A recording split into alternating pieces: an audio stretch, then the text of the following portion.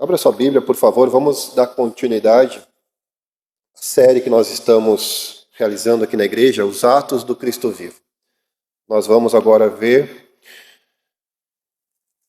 Pedro falando às autoridades de Israel, às autoridades de Jerusalém. Nós ainda estamos dentro da unidade temática em que ele curou um coxo, curou um paralítico. Depois ele discursa para os judeus que estão no templo. E agora ele é interrompido pelas autoridades. Nós vamos ver isso porque ele faz um outro discurso. Pedro, depois que o Espírito Santo desceu sobre ele, o homem virou um discursador, um pregador da palavra de Deus. Então vamos ver isso juntos hoje. Inclusive o tema do nosso sermão, como o discurso dele vai ser em torno do nome de Jesus Cristo, o título, portanto, é O Nome que Não Pode Ser Silenciado. Meus irmãos, a unidade narrativa aqui da narrativa vai dos versículos 1 a 22. Portanto, eu vou ler o primeiro bloco aqui, a minha primeira divisão. Vamos orar pedindo a iluminação do Espírito Santo e aí então nós damos continuidade porque o texto é um pouquinho longo. Tá ok? Então, acompanhem comigo a partir do capítulo 4, versículo 1 até o versículo 4. Do 1 ao 4. 4 do 1 ao 4. Diz assim então a palavra do nosso Deus. Falavam eles ainda ao povo quando sobrevieram os sacerdotes, o capitão do templo e os saduceus, ressentidos por ensinarem eles o povo e anunciarem em Jesus a ressurreição dentre os mortos, e os prenderam, recolhendo-os ao cárcere até o dia seguinte, pois já era tarde. Muitos, porém, dos que ouviram a palavra aceitaram, subindo o número de homens a quase 5.000. Oremos uma vez mais. Bondoso eterno Deus, nós agradecemos a Tua palavra, que é inerrante, infalível, ó Deus, que é inspirada, que é autoritativa para a nossa vida, que temos a oportunidade de tê-la aberta aqui diante de nós, Pai, para ouvir o Senhor nos ensinar, ó Deus, nos instruir, nos orientar acerca das verdades eternas. Nós precisamos e carecemos da ajuda do Senhor, da ajuda do Espírito Santo, para compreendê-lo, ó Deus. E uma vez compreendendo, ó Senhor, que o Senhor mesmo venha aplicá-lo em nosso coração, Pai, para que nós vivamos a nossa vida de uma maneira que agrade ao Senhor e que traga glória para o seu nome. Portanto, ó Deus, que o abrir dos meus lábios, o meditar do meu coração sejam agradáveis em Tua presença, Rei meu, rocha minha. Assim nós oramos agradecidos em nome de Jesus. Amém. Muito bem, meus irmãos. Como eu estava dizendo, após a cura do coxo, do paralítico, daquele homem que estava enfermo desde nascença, uma doença congênita, isso nós vimos no capítulo 3, início do capítulo 3 até o versículo 11, a cura do coxo aqui que vivia à porta do templo, mendigando, esmolando. Nós vimos, posterior a isso, a partir do versículo 11 aqui do capítulo 3, que Pedro e João, então eles respondem o porquê que aquele homem foi curado. Quem curou aquele homem? Então ele discursa como nós vimos na semana passada. E Pedro falou que o milagre que ocorrera com aquele coxo não foi feito por nenhum poder humano, mas estritamente da ação do Cristo ressuscitado. E agora o resultado é imediato, porque vejam vocês, nós vimos aqui no início do versículo do capítulo 4, que Pedro e João estavam falando ainda, quando eles foram interrompidos. E nós vamos ver que todo o discurso agora no capítulo 4 de Pedro exatamente envolto do nome de Jesus. O nome de Jesus agora passa a ocupar o centro da cena. E meus irmãos, se nós trouxermos para o nosso contexto, nós vivemos em uma época em que se aceita quase tudo, menos a exclusividade do nome de Cristo. Menos a exclusividade do próprio Cristo. O mundo aceita que Jesus é mestre, profeta, exemplo moral. O que o mundo rejeita, não aceita, é que Jesus seja o único e suficiente Salvador. É sempre Jesus e alguma coisa. É sempre Jesus e mais alguma coisa. Mas, curiosamente, esse não é um problema novo. Nós estamos vendo aqui, vamos continuar vendo aqui no capítulo 4 de Atos, que o primeiro confronto público da igreja é justamente por causa dessa afirmação. E nós veremos também uma verdade que é uma verdade inalterada. A verdade é que, meus irmãos, ainda o nome de Jesus causa divisão na humanidade. Ainda hoje. Quando você prega o nome de Jesus, quando você fala o nome de Jesus, duas coisas vão ocorrer, inevitavelmente, inalteradamente. Uns vão se opor e outros vão se arrepender. E, meus irmãos, nós vamos ver aqui que Lucas vai desenvolver 4 movimentos acerca do discurso de Pedro. Nós vamos ver, e nós estamos vendo aqui, o título do sermão, o nome que não pode ser silenciado. O nome de Jesus, em primeiro lugar, provoca oposição. É o que nós vamos ver dos versos 1 ao versículo 4. Depois, o que nós vamos ver aqui é que o nome de Jesus, dos versos 5 e 7, ele é questionado. Dos versículos aqui 8 até o versículo 12, nós vamos ver que o nome de Jesus é proclamado. E preste atenção na progressão do que eu estou falando aqui. Causa oposição, é questionado, é proclamado. E por último, dos versos 13 ao 22, o nome de Jesus não pode ser calado. Vamos ver aqui esse primeiro movimento do discurso de Pedro aqui para com as autoridades de Jerusalém. Então vejam vocês, a partir do versículo 1 nós temos a informação aqui, Pedro e João estavam lá discursando no templo para os judeus, dizendo para eles que foi Jesus, o poder de Jesus quem curou aquele homem. E, portanto, vocês devem se arrepender, porque vocês crucificaram esse Jesus, que é o Messias, que está exaltado, mas vocês crucificaram ele porque o Senhor Deus estava soberanamente cuidando de todas as coisas, inclusive da crucificação que vocês foram responsáveis. Mas fiquem tranquilos, porque por meio dessa crucificação que vocês foram responsáveis, é por ela mesma que vocês também serão salvos. Desde que, nós vimos isso a partir do versículo 19 do capítulo 3, se vocês se arrependerem.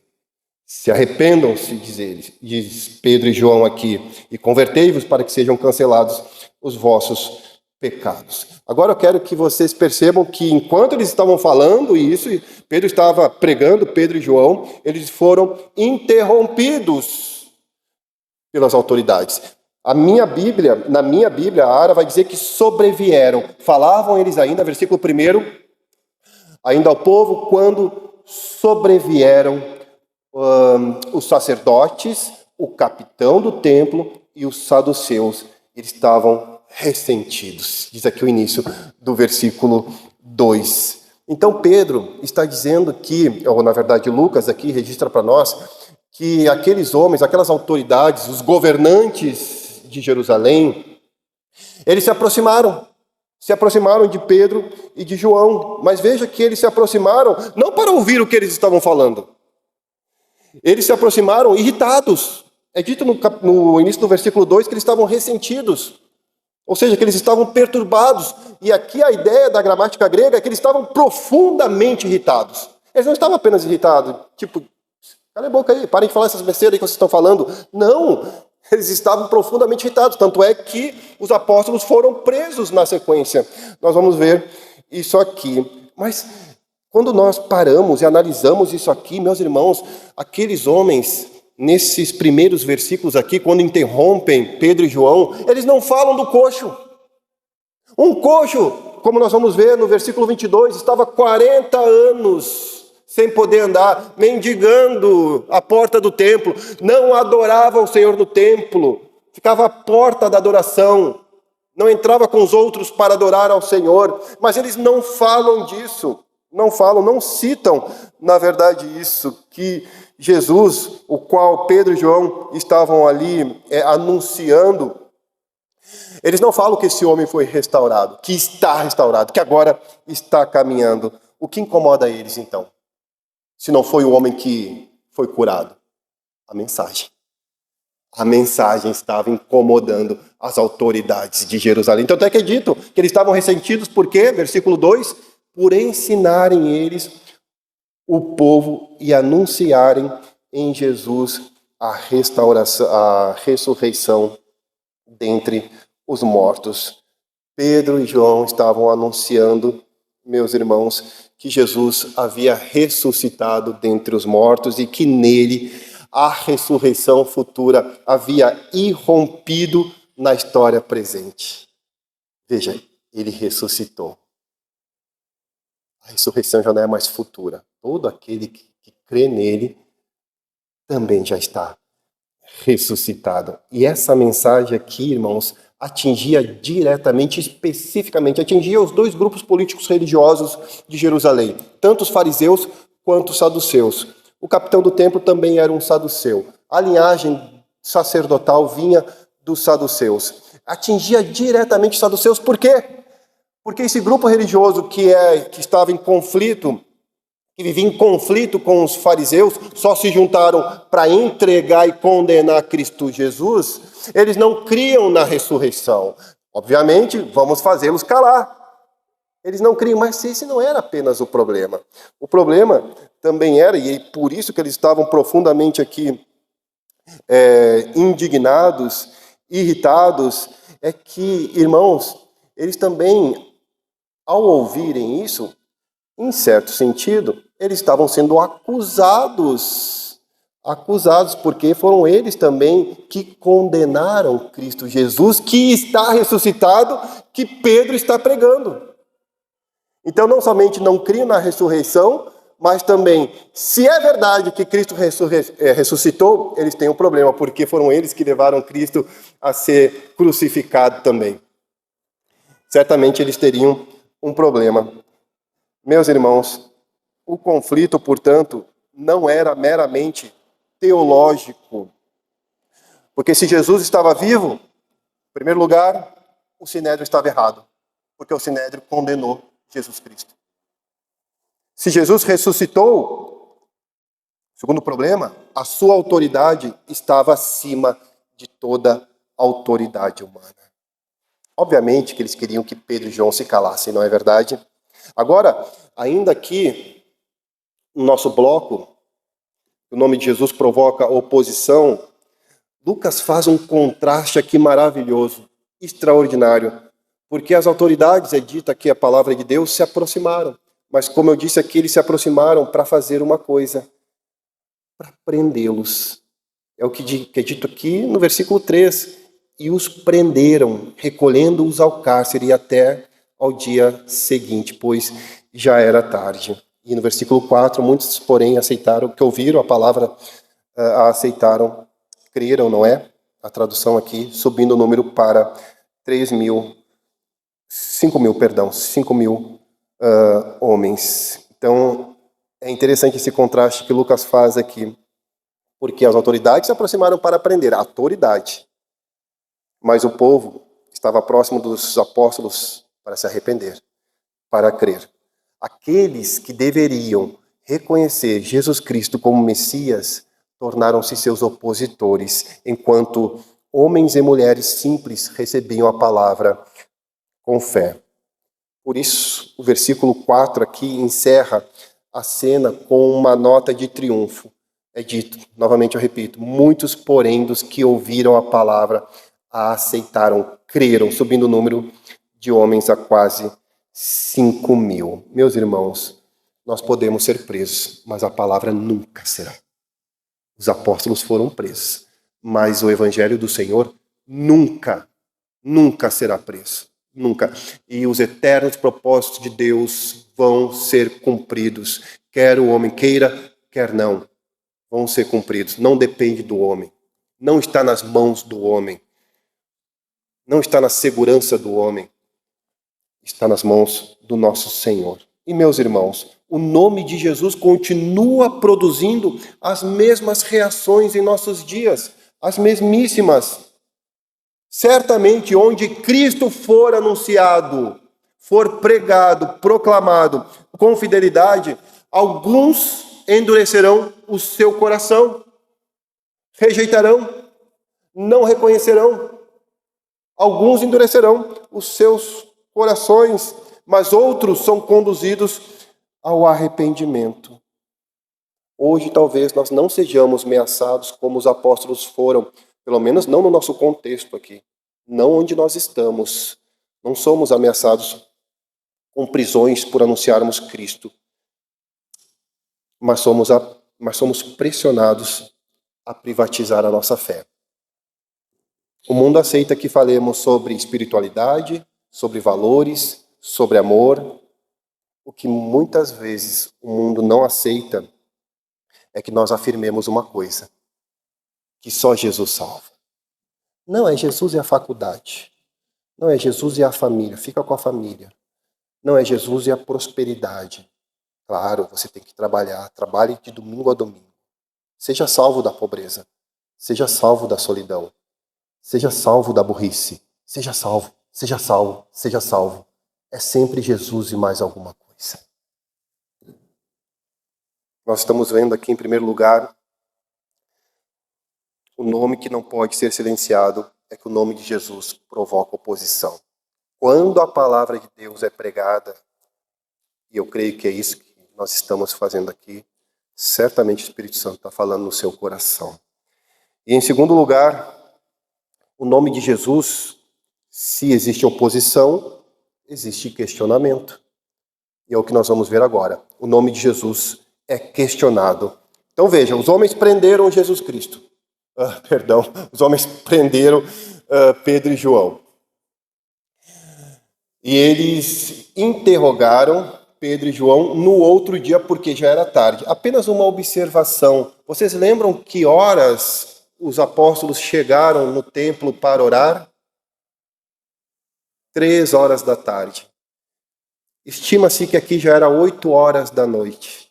Eles curaram o coxo, adentraram o templo e estavam lá orando e conversando acerca do reino de Deus. E aí então eles foram interrompidos, já 8 da noite isso. Já era tarde, deixaram o interrogatório, o exame para o outro dia. E é o que nós vamos ver agora, versículo 5 até o versículo 7. Veja comigo, por favor. No dia seguinte, reuniram-se em Jerusalém as autoridades, os governantes, os anciãos, os escribas, com o sumo sacerdote Anás, Caifás, João, Alexandre e todos os que eram da linhagem do sumo sacerdote. E pondo-os perante eles, os arguiram: com que poder ou em nome de quem fizeste isso? Veja, meus irmãos, no dia seguinte se reúne os governantes de Jerusalém, o STJ de Israel, o Supremo Tribunal Judaico estava lá reunido. Agora, o que vamos fazer com esses dois cabras aqui? O que vamos fazer? Eles estão lá, e toda a autoridade, ditos anciãos, os escribas, os doutores da lei, os sumos sacerdotes, as famílias sacerdotais. Veja, meus irmãos, se nós pararmos e repararmos isso aqui, são as mesmas pessoas que meses antes estavam reunidos para condenar Jesus Cristo. São os mesmíssimos. O próprio Lucas fala isso. Capítulo 20, capítulo 21 de Lucas. Os mesmos homens. Agora, é importante nós separarmos, os discípulos estão seguindo os mesmos passos do seu mestre. Eles são colocados no centro da assembleia, no sinédrio. O sinédrio era uma sala como essa aqui, com a disposição em que um ficava olhando para o outro. E os réus ficavam no meio. Então estão ali os réus que vão ser interrogados, examinados, e todas as autoridades em volta olhando um para o outro e eles no meio. É assim que funcionava o sinédrio. Com 71 autoridades estavam ali, colocaram eles no centro. Agora perceba, irmãos, colocaram esses homens no centro e fizeram uma única pergunta. Qual foi a pergunta aqui? Versículo 7. Com que poder? Ou em que nome vocês fizeram isso aqui? Fizeste isso? Observe. Ninguém questionou o milagre. Não questionaram o milagre. Se eles não questionaram o milagre, e o homem curado estava ali, tá? Eles estavam vendo o homem curado. Tanto é que depois nós vamos ver que eles não tiveram como acusar os apóstolos, porque foi notório o milagre. O homem estava ali. E aí eles perguntam outra coisa. Se eles não estavam perguntando, não estavam interessados a respeito do milagre, o que significa essa pergunta deles aqui, meus irmãos? O que estava em julgamento aqui? Veja que o julgamento não era sobre a cura do paralítico, não era sobre a cura do coxo, mas era sobre a autoridade de Jesus. O que está em jogo aqui é quem tem mais autoridade. Em nome de quem vocês fizeram isto? O coxo está ali, lembra o que foi dito aqui e consta na palavra? Quando ele foi curado, que Pedro deu a mão para ele, que ele se levantou, é dito que ele saltou, é dito que ele correu, é dito que ele entrou louvando no templo. Mas eles estão preocupados. Quem foi a autoridade que fez isso? Quem fez essa boa ação? Nós vamos ver agora a respeito disso. Essa boa obra para com esse coxo, esse paralítico aqui. E meus irmãos, a verdade inconteste, é que isso ainda continua sendo uma questão da humanidade. Ainda continua sendo uma questão da humanidade a autoridade de Jesus. A autoridade de Jesus ainda é questionada. Quem é Jesus? Quem é Jesus para você? Da onde vem a autoridade de Jesus? Se nós pararmos para pensar, irmãos, nós estamos vendo aqui algo que é muito explícito para nós. E é muito simples nós aqui compreendermos o que esses homens estavam fazendo. Mas quando nós olhamos para o nosso coração, quando nós escolhemos fazer a nossa vontade, e não a vontade revelada nas Escrituras, nós não estamos questionando, mesmo sem dizer, a autoridade de Jesus? Quando eu escolho fazer o meu desejo, sem consultar a autoridade de Jesus nas Escrituras, quando eu escolho não vir ao culto, quando eu escolho não entregar o dízimo, quando eu escolho fazer um monte de coisa que eu faço ordinariamente, sem consultar Jesus Cristo, nós também não estamos questionando a autoridade de Jesus Cristo.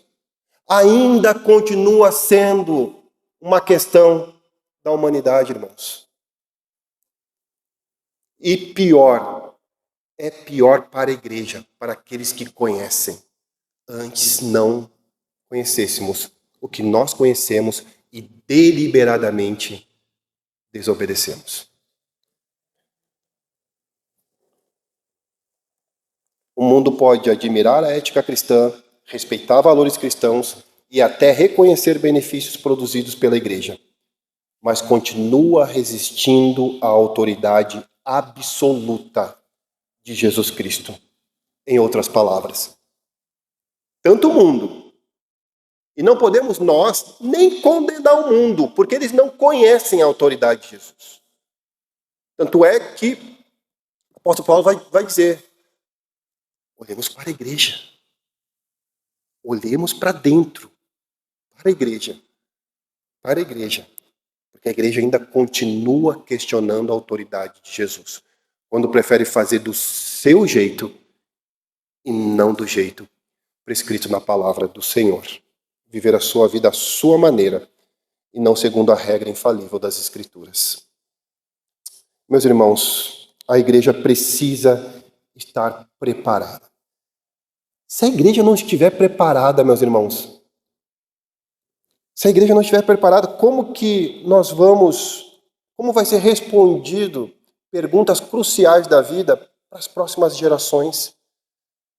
A igreja está cada vez mais sucumbindo às coisas do mundo, adentrando dentro do seio da igreja, está ficando mais parecida com o mundo do que qualquer outra coisa. Você vai em algumas igrejas, não tem mais diferença, e pasmem vocês, dentro da nossa denominação, meus irmãos. Não tem mais diferença, porque querem atrair as pessoas que estão no mundo, de alguma forma se parecendo com o mundo. Se a igreja do Senhor não estiver preparada para responder essa pergunta sobre a autoridade de Jesus, quem é Jesus, quem vai responder, irmãos? O incrédulo não vai responder. O pagão não vai responder. Pessoas que não têm compromisso nenhum com a Escritura vai responder. Nós temos que responder. As pessoas têm que olhar para nós e verem, eu quero seguir o teu exemplo. Eu quero seguir o teu exemplo. Porque o teu modelo é Cristo. Quero seguir teu modelo nos negócios. Quero seguir teu modelo como pai. Eu quero seguir teu modelo como filho. Eu quero seguir teu modelo como marido. Eu quero seguir o teu modelo porque em ti eu vejo Cristo Jesus. Eu vejo a autoridade de Cristo Jesus. Quando confronta-se entre o teu desejo e o desejo de Cristo Jesus, o que prevalece é a autoridade de Cristo Jesus. A igreja vai fazer isso, irmãos. É a igreja. Por isso nós devemos pensar, cavocar um pouquinho mais profundo em nosso coração o que nós pensamos a respeito da autoridade de Jesus. E se o que nós pensamos está de acordo realmente com a autoridade de Cristo Jesus. Nossa autoridade não está em nossa tradição, em nossos recursos ou em nossa influência. Tudo o que fazemos repousa sobre uma única autoridade, o nome de Jesus Cristo. Portanto, nós estamos vendo aqui sobre um nome que não pode ser silenciado. Esse nome não pode ser silenciado. O evangelho nunca é neutro. E nós já vimos em primeiro lugar que o nome de Cristo provoca oposição. E se provoca oposição, há questionamento. Mas também, veja a graciosidade da parte de Deus, meus irmãos. Se tem oposição e se tem questionamento, é uma oportunidade para que nós proclamemos o nome de Jesus. E é agora que nós vamos ver aqui o discurso de Pedro para com as autoridades. Acompanhe comigo dos versos 8 a 12. Então Pedro, cheio do Espírito Santo, começou a falar em línguas, começou a atrair os olhos para ele. Não fez isso não. E disse, autoridades do povo e anciãos, visto que hoje somos interrogados a propósito do benefício feito a um homem enfermo, do modo por que foi curado. Eu só quero parar um pouquinho aqui, porque aqui tem algumas coisas interessantes. Vejam vocês, versículo 9. Visto que hoje somos examinados acerca da boa ação, do bom propósito. É isso que significa. Veja bem, eles estão sendo interrogados por algo bom que eles fizeram. Não foi algo ruim. Pedro está dizendo para eles, visto que vocês nos prenderam, agora vocês estão nos examinando, estão nos interrogando, vocês estão nos interrogando. Irmãos, é uma ironia que Pedro está fazendo com eles. Pedro está sendo irônico com eles. Vocês estão interrogando por algo bom, por um benefício que nós fizemos. A quem? Feito a um homem enfermo. Esse enfermo aqui, a tradução é fragilidade. Homem fraco que não podia se curar, que não podia se salvar.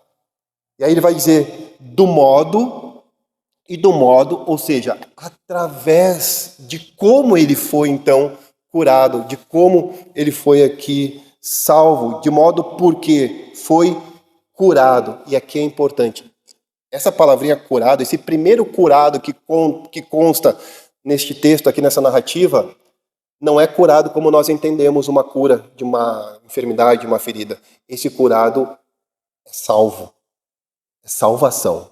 Pedro está falando aqui sobre salvação deste homem.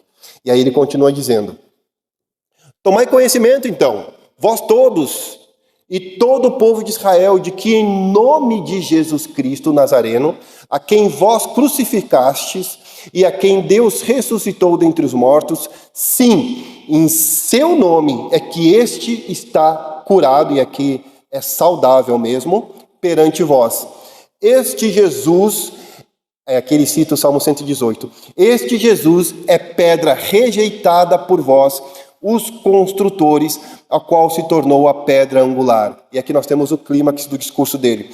E não há salvação em nenhum outro, porque debaixo do céu não existe nenhum outro nome dado entre os homens, pelo qual importa que sejamos salvos.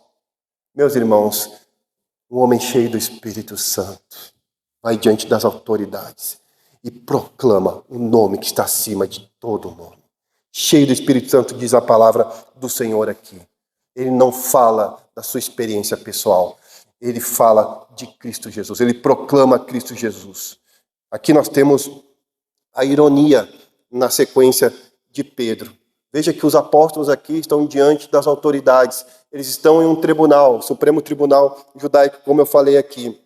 Eles são levados como réus. Mas à medida que nós estamos lendo aqui, do versículo 8, do versículo 9 até o versículo 12, à medida que Pedro fala, os réus se tornam uma testemunha ou testemunhas fiéis. Eles se tornam de Jesus Cristo.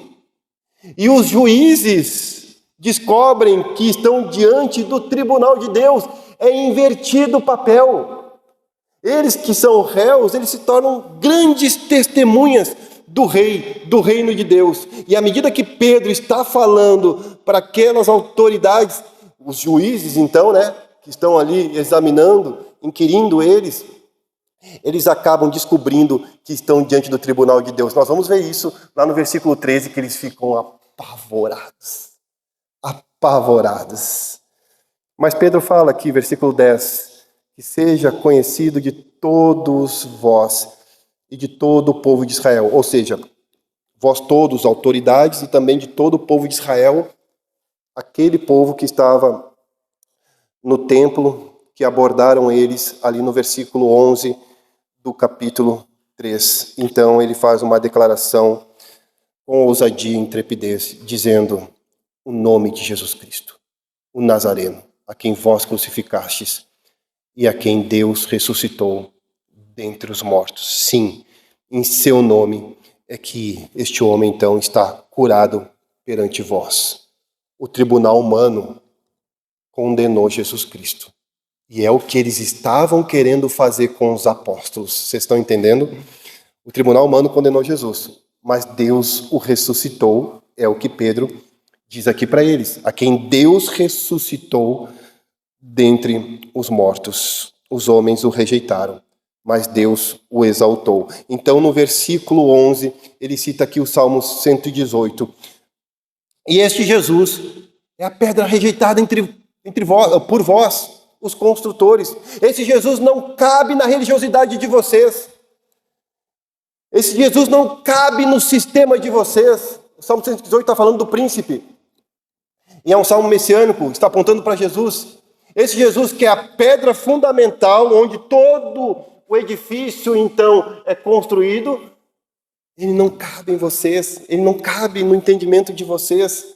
É isso que ele está dizendo aqui. Este Jesus é a pedra rejeitada. Vocês rejeitaram o Messias, rejeitaram o Salvador, rejeitaram o ungido, rejeitaram aquele que veio da parte de Deus.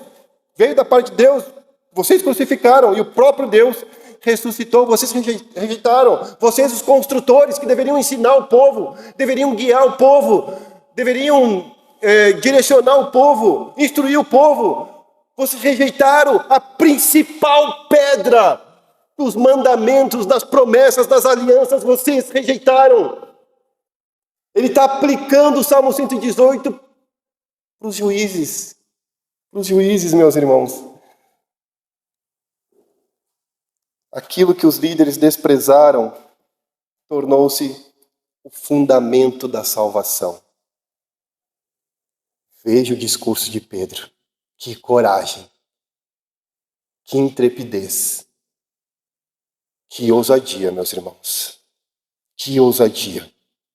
Então Pedro, aqui no versículo 12, ele chega no ponto culminante do seu discurso. Ele diz, veja bem, o que ele está querendo dizer no versículo 12, assim como não existia salvação, senão no nome de Jesus ressuscitado, para este homem, o qual vocês estão nos inquirindo agora, e que está sarado, está curado, está salvo, não somente para ele não existe salvação. É essa a aplicação do versículo 12, mas também para todos vocês. Pedro está falando de exclusividade no nome de Cristo e universalidade do nome de Cristo a salvação. Todos, se ninguém, incluindo vocês, não reconhecerem Jesus Cristo como Senhor e Salvador, que Deus ressuscitou e que vocês crucificaram, ninguém vai ser salvo. Por isso que ele vai dizer no versículo 12: e não há salvação em nenhum outro, porque abaixo do céu não existe nenhum outro nome, em qualquer época, em qualquer tempo, dado entre os homens, dado, enviado por Deus, é isso que significa, entre os homens, pelo qual importa que sejamos salvos. Aqui está o coração do Evangelho. Se nós não nos apegarmos a isso, irmãos, nós temos que temer a nossa salvação. Aqui nós estamos no coração do Evangelho. Pedro, ele não está apresentando aqui Cristo como uma opção entre muitas, de forma nenhuma. Ele não está dizendo que Cristo é um caminho superior aos demais. Não, ele é o único caminho. Ele é o caminho. Ele é a verdade. Ele é a vida. Ninguém vai ao Pai a não ser por Jesus Cristo. Ninguém. É isso que ele está dizendo. Ele afirma que Cristo, ao dizer isso, é o único Salvador. À medida que ele diz isso, eles estão, de alguma forma, absorvendo o ensinamento de Pedro, porque não é só informação, é ensino. Eles estão recebendo. Puxa, se é só Cristo, se é só esse homem que ressuscitou, é o que eles estão dizendo. Então, não existe salvação no nosso sacerdócio. Não existe salvação na minha função. Não existe salvação na religião. Não existe salvação na tradição. Não existe salvação nas obras. Não existe salvação na sinceridade humana. Não existe salvação em nenhuma outra coisa, em nenhum outro nome, só no nome de Jesus, porque no nome de Jesus é que nós temos toda a autoridade. Só o nome dele tem toda a autoridade, irmãos.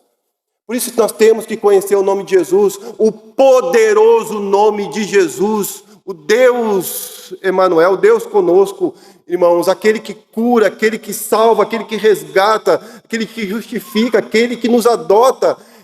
O nome de Jesus não é somente o nome no sentido próprio, né, do nome Jesus. Não, é o significado do nome de Jesus. Se nós não nos apegarmos a isso, não há salvação. Vamos viver a nossa vida dia após dia, capengando, e não descansando nas verdades eternas. Sempre buscando uma bengala, um apoio, para que vivamos a nossa vida satisfeitos. E nunca vamos estar. Nunca. Só em Cristo Jesus. Só temos a salvação prometida em Cristo. O Cristo rejeitado pelos homens é a única esperança estabelecida por Deus para pecadores. Não há outra esperança. Não é o emprego, não é a casa, não é o carro, não é o trabalho, não são as pessoas. Cristo Jesus. Cristo Jesus. Tudo isso é muito bom, que eu disse aqui, desde que seja dentro da providência de Deus, que seja as bênçãos do Senhor como mordomia para a nossa vida, mas não como um fim em si mesmas. Essa verdade, irmãos, confrontava o Sinédrio e continua confrontando o mundo. O maior problema do homem não é falta de religião.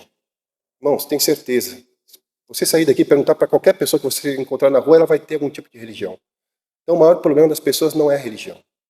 Ninguém era mais religioso do que esses homens aqui. Não existia grupo, e eu creio que ainda não há grupos religiosos mais religiosos do que estes homens aqui, os escribas que conheciam a lei, cada vírgula da lei, os fariseus. Então o problema não é a falta de religião. O maior problema do homem é estar separado de Deus, irmãos. E só em Jesus nós podemos ser reconciliados com o Senhor. A religião não pode fazer isso. Não pode. A única solução para o nosso problema encontra-se em Jesus Cristo. Não existe outro mediador, irmãos. Não existe outro Salvador. Não existe outro nome. Só Jesus Cristo. Que vivamos ao entender essa verdade como estamos entendendo. Que vivamos para proclamar este nome. Proclamar esse nome. Não sejamos religiosos. Sejamos discípulos de Jesus Cristo, meus irmãos. Saiba o que você faz, o que você faz. Saiba o porquê que você crê no que você crê. Porque o teu coração foi transformado. Não tem a ver com ações externas. Tem a ver com aquilo que está dentro do teu coração. Portanto, irmãos, nós vamos ver agora a última verdade. Nós já vimos que o nome de Jesus provoca, então, oposição, questionamento, mas também proclamação. E agora nós vamos ver que o nome de Jesus não pode ser calado. Atos capítulo 4, dos versos 13 até o 22. Diz assim, então, a palavra de Deus. Versículo 13. Veja só, então eles receberam essa pancada aqui de Pedro e João. Eu fico pensando, eu fico imaginando quando eu leio essas coisas nas Escrituras. Porque é dito assim, ao ver a intrepidez de Pedro e João, sabendo que eram homens iletrados e incultos, e aqui letrados e incultos, irmãos, não significa analfabetos não, tá? Significa que eles não reconheciam Pedro e João como alguém que ficou assentado ou sentado aos pés dos rabinos judaicos, mestres judaicos da época. É isso que significa, iletrados e incultos aqui. Eles ficaram maravilhados, admirados. E o que aconteceu aqui? Eles reconheceram que eles haviam estado com Jesus Cristo. Vendo com eles o homem que fora curado, eles não tinham que dizer nada ao contrário. Então eles mandaram Pedro e João saírem do Sinédrio, consultavam entre si, versículo 16, eles perguntam agora, eu fico imaginando essa pergunta, eles orando entre si, o que vamos fazer? Porque primeiro é verdade, esse homem está curado mesmo. E depois de tudo que esses caras falaram para nós, e se de fato, se esse Jesus aí, esse homem que eles disseram que foi ressuscitado, nós crucificamos eles, o que vai acontecer com a gente? Meu Deus do céu! É o que eles estão dizendo, o que faremos? O que faremos com este homem?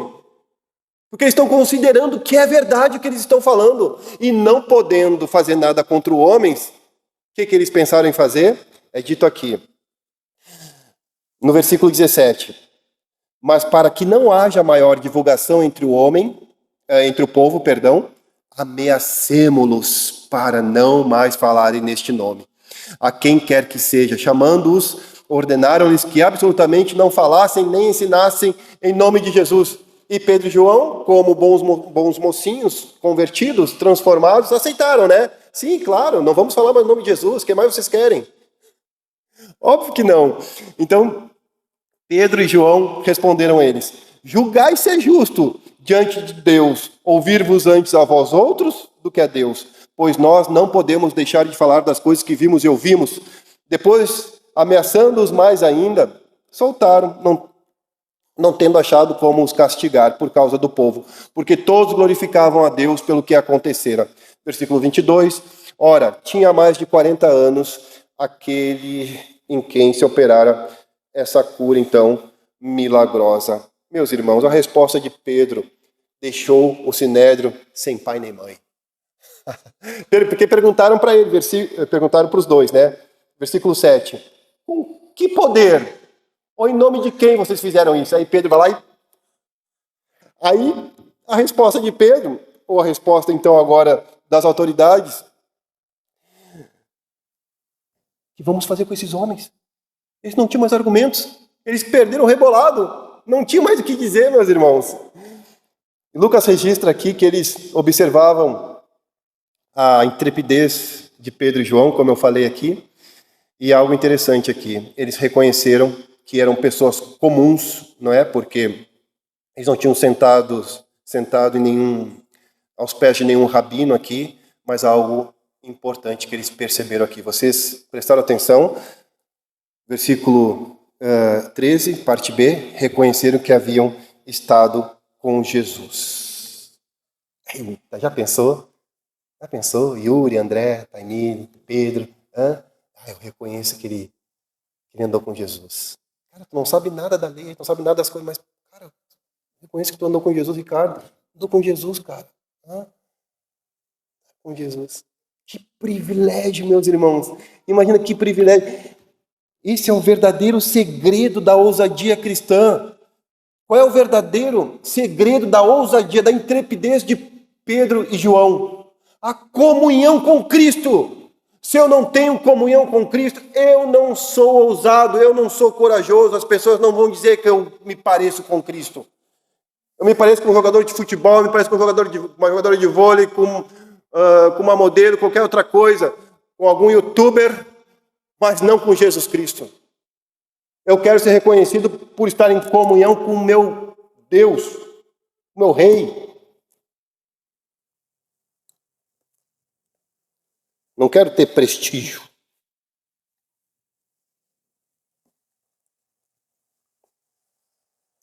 Posição. Influência. Eu quero ser reconhecido como alguém que tem comunhão com Cristo. Espero que a igreja também deseje isso.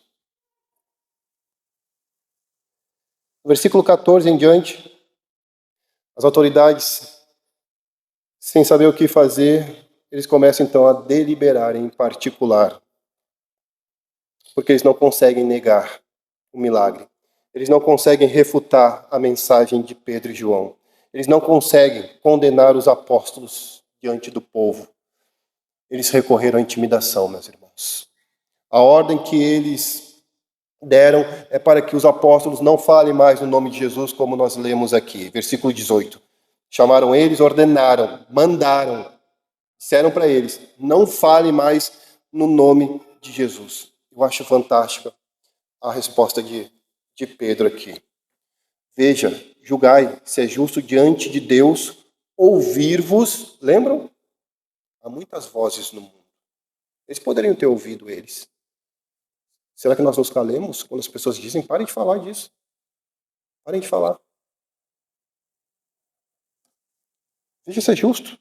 Diante de Deus, ouvir-vos vocês, antes vocês, do que a Deus. E veja aqui, meus irmãos, versículo 20.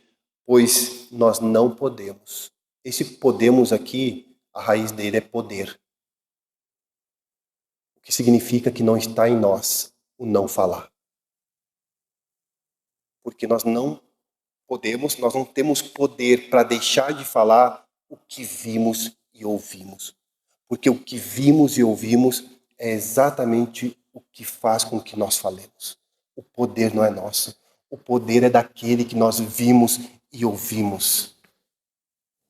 Essa é a interpretação do versículo, meus irmãos. Que maravilha, que maravilha. Portanto, meus amados irmãos, quando a autoridade humana entra em conflito com a autoridade divina, a resposta deve ser clara, assim como foi claríssima. Não titubearam. Veja bem, vamos ver. Não, não é assim, olha. Eu acho que tu está sendo muito... Não. Julgai. Se eu devo ouvir vocês ou ouvir a Deus, eu não posso deixar de falar do que eu vi e ouvi. Ponto final. Não titubeia. Foi o que eles fizeram. A obediência a Deus vem primeiro. O que aconteceu depois da fidelidade, da lealdade dos apóstolos? Lembram? Nós estamos vendo aqui os atos do Cristo vivo. Eles estavam esperando descer do alto, descer dos céus, o Espírito Santo, foram revestidos de poder para serem testemunhas. É o que eles estão fazendo. Testemunhas. Habilitados pelo Espírito Santo, encorajados pelo Espírito Santo para serem fiéis testemunhas. E nós estamos vendo na prática quem é cheio do Espírito Santo. Tanto é que nós vimos aqui no versículo 8. Então Pedro, cheio do Espírito Santo, não fez outra coisa senão falar de Cristo Jesus, de Cristo Jesus. Aqueles então que tentaram calar o Evangelho, as autoridades descobrem aquilo que todas as gerações descobriram depois deles. O Evangelho não pode ser aprisionado. O nome de Jesus não pode ser silenciado. E Lucas aqui no versículo 22, não é? 21 ainda, eles ameaçando ainda mais, depois da resposta de Pedro, soltaram, porque não acharam nada para castigá-los. E ainda disse por causa do povo, porque todos glorificavam a Deus pelo que acontecera. Aquele povo que estava em dúvida, lá no versículo 11 do capítulo 3, agora diz aqui a palavra de Deus que todos estavam glorificando a Deus. Louvado seja Deus por sua palavra. Versículo 22, ainda tem a menção aqui do paralítico que foi curado, né? Que ele tinha mais de 40 anos.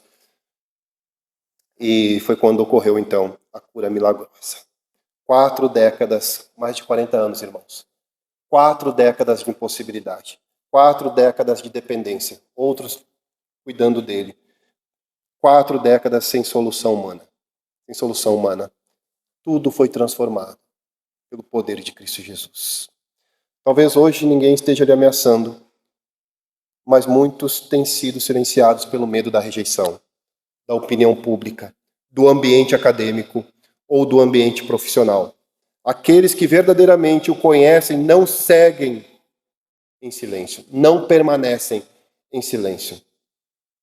Se 40 anos de impossibilidade, assim como o coxo, foram vencidos pelo poder de Jesus, não existe situação tão antiga, tão difícil ou tão endurecida que esteja fora do alcance da graça de Deus, irmãos. O mesmo Cristo que restaurou aquele homem, a Bíblia diz que ele está exaltado como Cristo e Senhor. Ele está vivo. E se ele está vivo, ele continua reinando. Ele continua reinando. E se ele continua reinando, ele continua salvando. Continua salvando. E vai continuar, meus irmãos. Porque a fidelidade de Deus não depende de nós. Depende dele mesmo. Eu queria concluir dizendo o seguinte. O nome de Jesus provocou oposição. O nome de Jesus foi questionado. O nome de Jesus foi proclamado. E o nome de Jesus não pode ser calado. O Sinédrio tentou calar o nome de Jesus. A história nos mostra que eles fracassaram. Miseravelmente fracassaram. Louvado seja Deus. Impérios caíram. Reis morreram. Perseguidores desapareceram. Mas o que não desapareceu? O nome de Jesus. O nome de Jesus continua sendo anunciado. A pergunta, irmãos, não é se esse nome permanecerá, continuará. A pergunta, eu tenho feito isso. A pergunta final é: como você responderá a esse nome depois de tudo que nós ouvimos? Vamos ficar indiferentes ainda? O mesmo nome rejeitado pelo Sinédrio, anunciado pelos apóstolos e exaltado por Deus, continua sendo hoje a única esperança para pecadores e a única mensagem da igreja. Cristo, irmãos, não é parte da solução humana. Ele é a solução humana. Que Deus em Cristo nos abençoe. Vamos orar ao Senhor agradecendo por sua palavra e pedindo a bênção dele sobre nossa vida. Bondoso eterno Deus, nós te louvamos e agradecemos por tua palavra. De fato, o nome de Cristo é um nome que não pode ser silenciado. Nós conhecemos um pouco da história e sabemos que isso é uma verdade inconteste. Sabemos que isso ainda é uma verdade nos nossos tempos. O Senhor sempre tem o teu remanescente fiel, que sempre está ali a postos para falar das verdades eternas, para com ousadia, cheio do Espírito Santo, proclamar as virtudes do reino. Oh, Senhor, faz isso conosco. Que nós sejamos essa geração, Deus. Que não venhamos a temer o homem. Não venhamos a temer, Pai, as circunstâncias, as situações. Nos ajude, ó Pai, a ser intrépidos. Ajude-nos a ter coragem. Ajude-nos, ó Deus, a sermos verdadeiros homens e mulheres que estão totalmente consagrados ao Senhor, rendidos ao Senhor, pensando no avanço do Teu reino, Senhor. Para que assim, de fato, pessoas vejam em nós como homens e mulheres que andam com Jesus, que não temem nada mais senão o nome de Jesus e que vivam em razão desse nome. Nos ajude, Pai, como igreja do Senhor. Tenha misericórdia de nós. Guarde nosso coração, nossa mente, ó Pai, debaixo dos Teus cuidados paternais. Assim nós oramos a Ti, ó Deus da aliança, em nome de Jesus e no poder do Espírito Santo. Amém.